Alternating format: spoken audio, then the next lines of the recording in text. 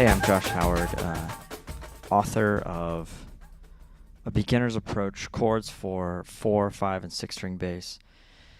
And this is just a part of a series to kind of go a little bit deeper into the why and the how and certain things I cover in the book.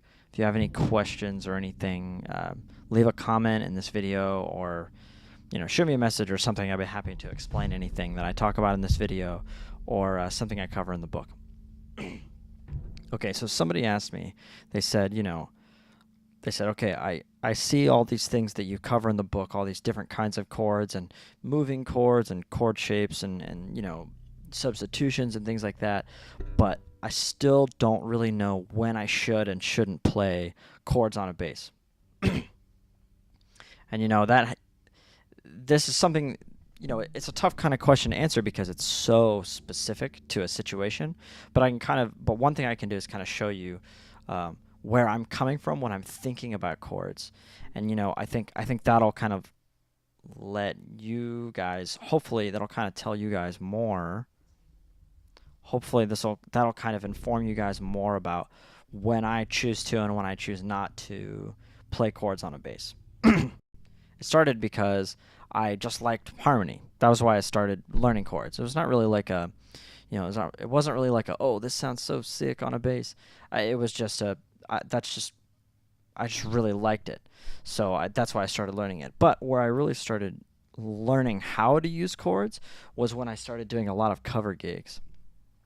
So I would do in college, I would play these shows like I'm sure a lot of other people, where we would do, no originals, all covers, things like that. And, we would do these tunes where on the track, it's like you're listening to like 10 guitar tracks, 4 keyboard tracks, a bass track, auxiliary, percussion, all this kind of stuff. So, live, as just like a regular band, and at that time, you kind of had like no chance if you didn't have like 4 or 5 people plus a laptop on stage. So what I started doing, and it was more of just, I was kind of just filling a need, was I was playing more than one note at a time to fill up space, and people just loved it because it was closer to what they heard on the recordings. So it was never, me trying to be like, look at this awesome, sick knowledge I have. It was never anything like that. It was just, the songs felt thicker to me, so I was trying to do that, right? So for example, if it's like, so if we're in like A flat, and then, it's like 1, 4, 5, 6, 3, 4, 1, just like a simple like rock tune. And, on the track, there's like a bunch of like driving guitars. And then on top of that, there's like this kind of pad underneath everything. That is a situation when there's the pad underneath everything. That's a situation where I'll use chords. Because it's really easy for guitar players live to just kind of kick on a pedal. You know what I'm saying? And keyboardists, normally they can layer and things like that. But when you use bass chords, there's like a rhythmic aspect to it that is a little bit harder to achieve with just keyboard pads. So I'll do something like, maybe like on the verses, I'll just do.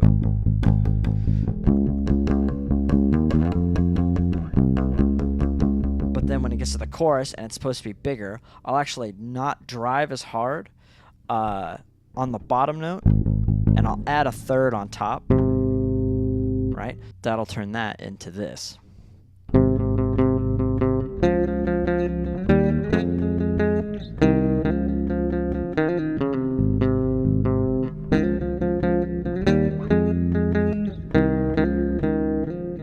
So I was a little out of tune, but you get the point. And so what I'm doing is I'm actually not, I'm not driving on the bottom. I'm doing whole notes on the bottom with my thumb. 2, 3, 4. And then I'm doing like 8th notes on top on the thirds.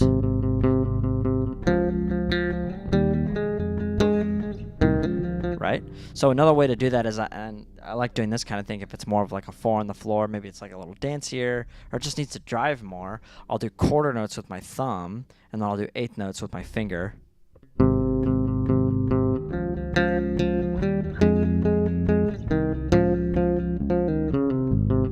know what I'm saying? So that's a situation that I choose to play bass chords pretty frequently. And like I said, I'm just trying to mimic the feel of the track that I'm playing, that I'm copying. Another time I'll do it is like if it's a down part of the song and it's a lot of cymbals, keeping time. Uh, let's say, let's say, I want to hear that same kind of movement. I want to feel that same kind of thing propelling the listener forward.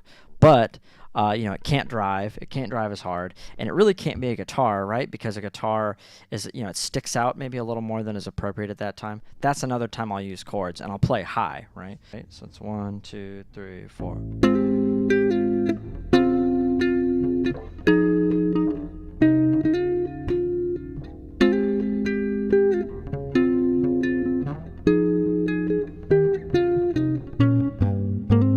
Something like that.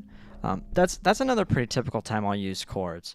Again, that's a situation where maybe the song sits around a little bit more. It doesn't drive, but I still want to hear and I still want to feel something moving me forward. I still want to feel the pulse, maybe eighth notes or something drummers doing, like cymbals, things like that.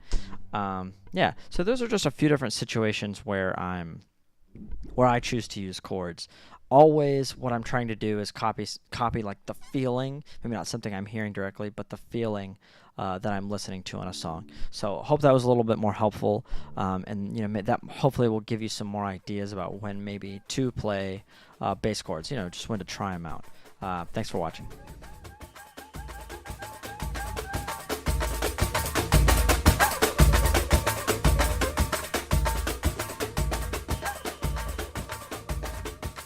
Hola, Vindena, un mundo sawan.